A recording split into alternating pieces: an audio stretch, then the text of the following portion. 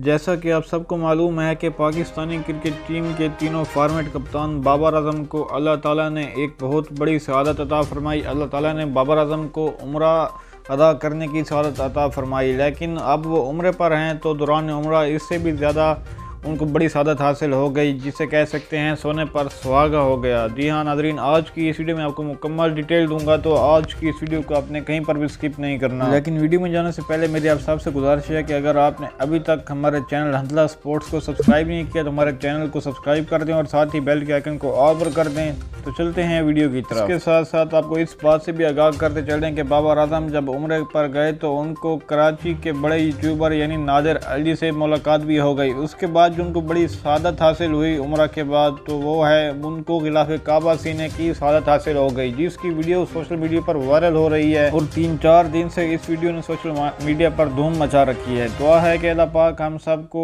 ये सआदत अता फरमाए, इसके साथ साथ अपने घर की बार बार हाजिरी नसीब फरमाए, आमीन। आप सब ने भी कमेंट बार में आमीन ज़रूर लिखना है, मैं आप सबके कमेंट का इंतज़ार करूँगा।